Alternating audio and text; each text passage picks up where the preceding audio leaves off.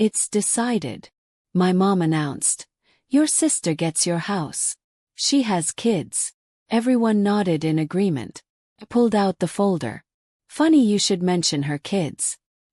Here's what she really did to her house. Grandma gasped when. Please support this channel by visiting our store. Link in the description box. Well, let's go. So, I guess I should start by telling you who I am. My name's Holston. I'm 32 and I run my own landscaping company. Yeah, I know. Not exactly glamorous, but I love working with my hands and making people's yards look amazing. I've been doing it for about 8 years now. Built it from nothing. My family, well, there's my parents. Dad's 58 and Mom's 56. They're your typical suburban couple, always worried about what the neighbors think. Then there's my older sister, Maribel. She's 35, married to this guy Braden, and they've got 2 kids. Ellis, who's 8, and Taryn, who's 5. Maribel and I, we've never been super close. She was always the golden child, you know. Got married young, popped out grandkids, the whole 9 yards. 2 months ago, Maribel's house burned down. She called me crying at 2 a.m. saying they'd lost everything. I felt terrible for them, especially the kids. So I helped them find a rental apartment and even paid for it. But that's getting ahead of myself. The real story starts with a phone call from Mom last week. Holston, we're having Sunday dinner. You need to be there. It's important. The way she said it made my stomach drop. When Mom says something's important, it usually means drama. I showed up at their house that Sunday with a gray folder tucked under my arm. When I walked in, the whole gang was there. Not just Mom, Dad, Maribel and Braden, but also Aunt Celine and Grandma Roseanne. Grandma's 78, but sharp as a tack. She and Aunt Celine are the only ones in this family with any sense. We sat down for dinner. Mom's pot roast, same as always. Everyone was making small talk, but I could feel the tension. Finally, halfway through the meal, Mom clinked her fork against her glass. Well, as everyone knows, Mom started, putting on her serious voice. Maribel's house burned down 2 months ago, and they're now living in a small rental apartment. Right on cue, Maribel started crying. It's so hard, she sobbed. The kids don't have their own rooms anymore. We can barely fit our stuff in there. I couldn't help myself. The apartment I'm paying for, you mean? Maribel's tears stopped like someone turned off a faucet. That's not relevant to today's conversation. Mom cleared her throat. As I was saying, your father and I have discussed this with the family and we've come to a decision. Holston, you need to give your house to Maribel. I almost choked on my water. Excuse me. You're single and childless, Mom continued like she was reading from a script. Maribel has 2 children who need stability. When the insurance money comes through, she'll give you some of it so you can buy yourself a smaller place. Everyone was nodding along except Aunt Celine, who was staring at her plate. Grandma chimed in. It's the right thing to do, Holston. Family helps family. Dad finally spoke up. It's better if you do this voluntarily. Otherwise, we'll have to force it through the courts. After all, we gave you the money for that house's down payment. That was grandfather's trust fund money, I shot back. He set it up for my education.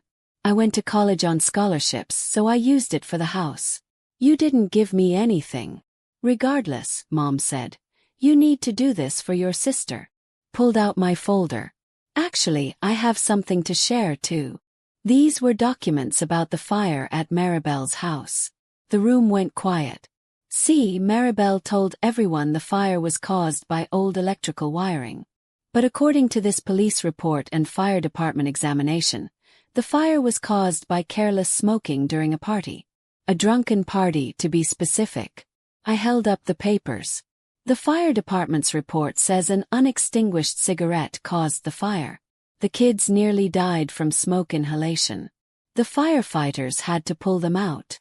There was dead silence. Then murmuring. But wait, there's more, I continued. Maribel doesn't have home insurance. So there's no insurance money coming. Grandma's voice cut through the noise. What do you mean no insurance? I gave that house to Maribel as a wedding gift 10 years ago. I've been giving her money every year for insurance and property taxes. Maribel stayed silent. I pulled out another document. This is a bank statement showing that I've been paying Maribel's property taxes for the last 10 years. Where has my money been going? Grandma demanded. Probably vacations, I said. You're lying.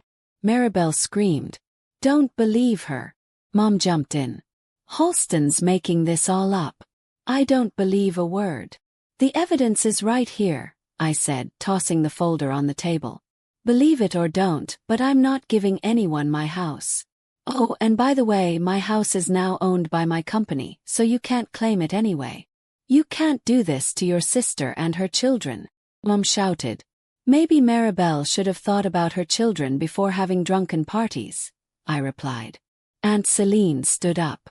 Halston's done nothing wrong. She shouldn't have to give up her house because Maribel was irresponsible. We grabbed our stuff and headed for the door. As we left, I heard Grandma say, I'm not leaving until Maribel explains where all my money went. The drive home was quiet. Aunt Celine patted my shoulder before getting in her car. You did good, kid. When I got home from that disaster of a dinner, I was still shaking. First thing I did was grab my laptop and log into my banking app. Time to stop being everyone's ATM. I scrolled through my automatic payments. There it was. $670 monthly to Fairlane Motor Finance. Maribel's car payment. She'd cried to me 2 years ago that Braden's credit was shot and they couldn't get approved. Just until we get back on our feet, she'd said.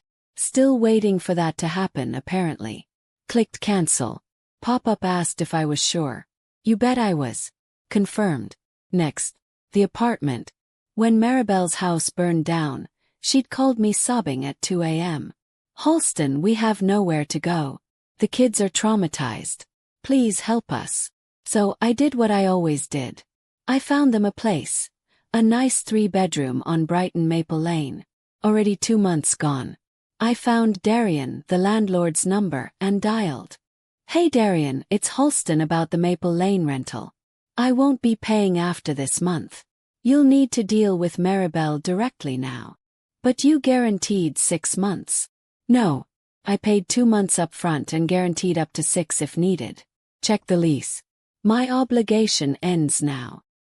He wasn't happy, but I'd been smart enough to limit my liability in writing. After hanging up, I sat back and thought about how I even knew to prepare for that dinner. It was Aunt Celine who'd warned me a month ago. Halston, I need to tell you something, she'd said over coffee. I was at your parents' house yesterday. They didn't know I was in the hallway. They were planning something with Maribel. Planning what? They want to pressure you to give Maribel your house. They're going to ambush you at a family dinner with everyone there. That night I couldn't sleep. Something felt off about Maribel's whole fire story. She kept saying it was electrical problems, but she just had the house rewired 3 years ago.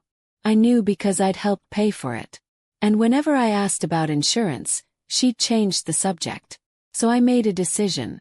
I Googled private investigators and found Merritt Cade, a former cop who specialized in insurance fraud. We met at a cafe downtown. I need information about a house fire, I told him. My sister's place burned down 2 months ago. Something doesn't add up. What do you need exactly? Police reports, fire department findings, insurance claims. Anything you can get. A week later Merritt called. You need to see this in person. We met at the same cafe. He slid a thick folder across the table. Your sister lied about everything, he said. The fire started during a party. Alcohol was involved. Multiple witness statements confirm your sister and her husband were intoxicated. I read through the police report. My hands started shaking when I got to the part about the kids. The children were found unconscious from smoke inhalation, Merritt continued. Firefighters rescued them from a back bedroom. They spent 2 nights in the hospital. Oh my God! There's more. The fire department ruled it as negligence. An unextinguished cigarette in the living room. And here's the kicker. There's no insurance claim. But my grandma gives her money for insurance every year. Well, it wasn't going to insurance. He flipped another page. Also, Braden's brother works for CPS. That's probably why they kept custody of the kids. Felt sick. Those poor kids could have died while their parents partied. One more thing, Merritt said. I heard through my sources that your parents have been talking to a lawyer about forcing you to help your sister. Something about family obligations and elderly parent rights since your dad co-signed your mortgage originally. That's when I knew I had to protect myself. I called my lawyer that afternoon. Torin, I need to transfer my house to my LLC immediately. That's a big step. What's going on? I explained everything. Torin whistled low. They can't force you to give up your house, but they could make your life hell trying. Smart move. We can have it done by end of week. 3 days later, I sat in Torin's office signing papers. My hand was steady as I wrote my name on document after document. With each signature I felt a weight lifting. My house was becoming officially owned by Halston Greenworks LLC, my company that I built from nothing. It's done, Torin said, notarizing the last page. Your house is now a business asset. They can't touch it. I left his office feeling stronger than I had in years. My house was safe. I had evidence of Maribel's lies. I was ready for that Sunday dinner. Looking back now, sitting in my protected house with my cancelled payments, I realized something. I'd been enabling my family for years, thinking I was helping. But I wasn't helping. I was just making it easier for them to use me. I opened my laptop again and started creating a new spreadsheet. Time to calculate exactly how much I'd spent on my ungrateful family over the years. Every birthday check, every emergency loan, every bill I'd covered. I spent the rest of that night finishing my spreadsheet. Every single expense was there. The furniture set I bought Maribel when she first got married, $3,740. The washer and dryer when hers broke, $1,920. Monthly loans that were never paid back. Money for the kids' school supplies, clothes, birthday parties. It was endless. Then my parents. Dad's unemployment period when I covered their mortgage for 4 months. Mom's car repairs.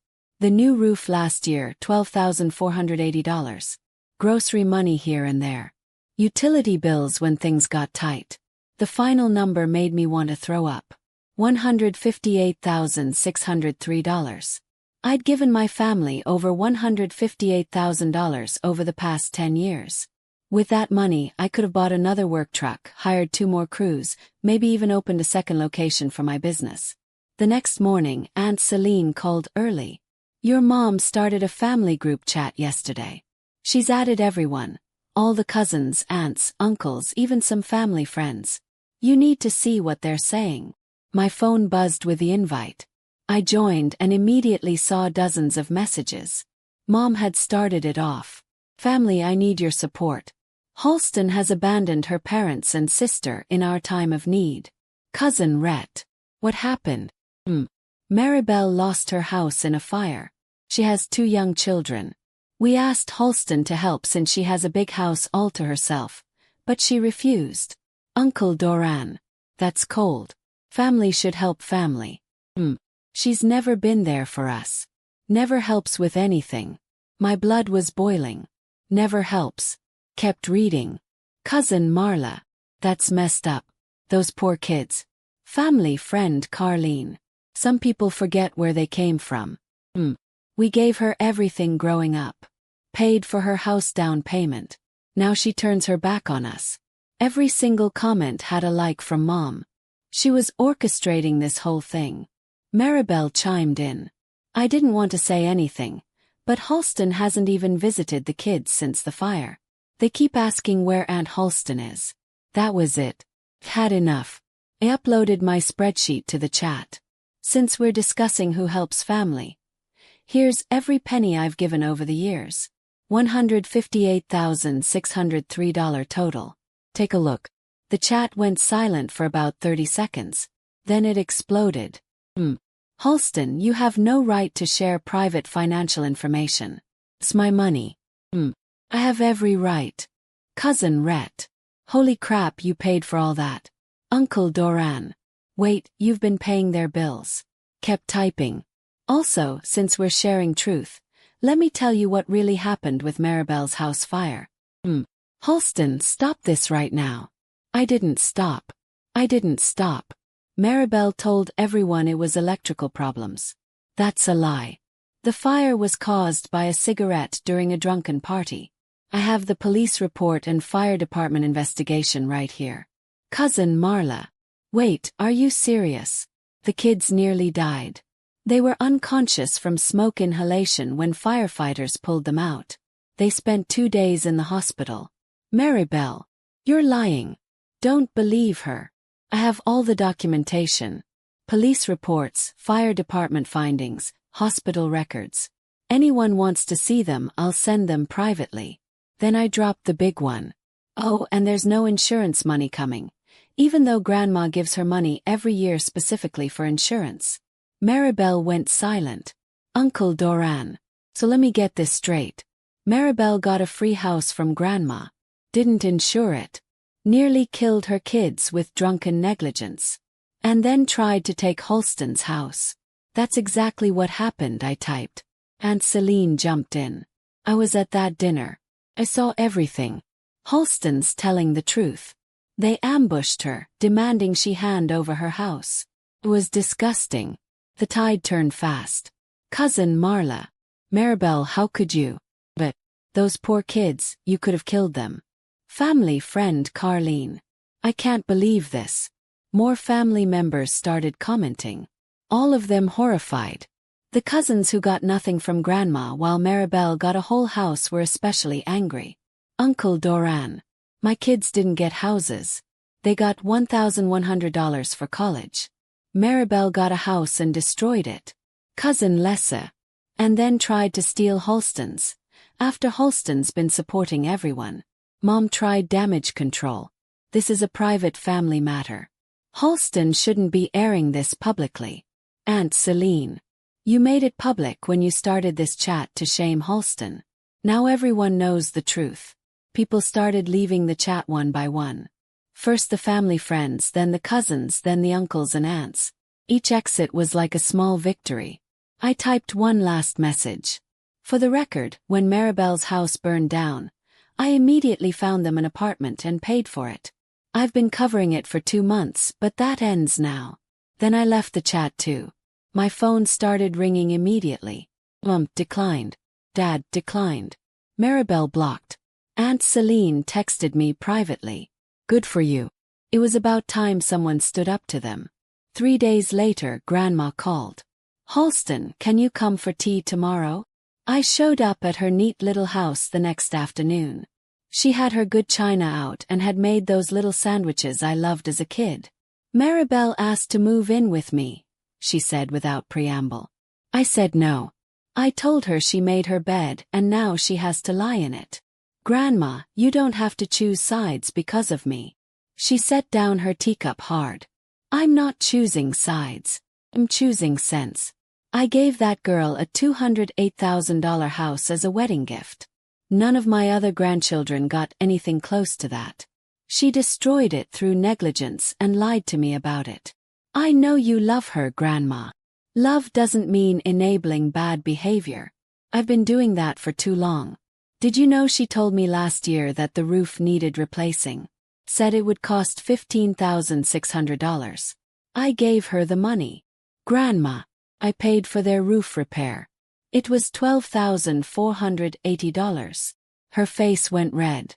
That girl has been stealing from me for years. Well, no more. I'm changing my will. She's out completely. That seems harsh. It's consequences, Halston. Something I should have taught her long ago. We finished our tea and she hugged me tight at the door. You're a good girl, Halston. Don't let them make you think otherwise.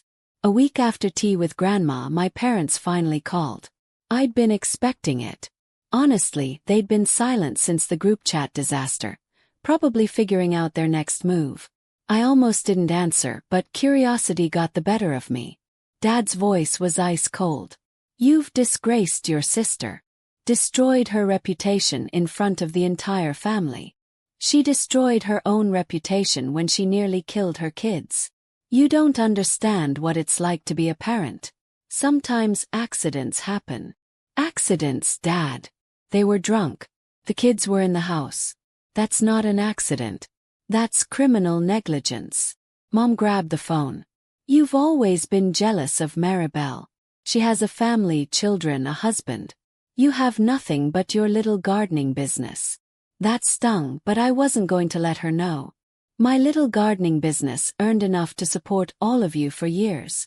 Over $158,000. Remember, family doesn't keep score, she snapped. Funny how that only applies when I'm the one giving. You're no longer welcome in this house. Fine by me, I said and hung up. The texts from Maribel started the next day. First, it was pictures of the kids looking sad in the small apartment. Ellis keeps asking why Aunt Holston doesn't love us anymore. Taryn cries every night because he misses his room. I didn't respond. I knew manipulation when I saw it. She was using her kids as weapons, which honestly made me even more disgusted with her. The texts kept coming, different angles every day. One day it was about how Braden couldn't find work because he was too depressed about losing the house. The next day it was about how the kids were getting sick from mold in the apartment. Then it was about how they couldn't afford school supplies. After 2 weeks of this, I blocked her number. But she wasn't done. She started emailing me from different accounts. I set up a filter to send anything from her straight to trash. Then she got creative.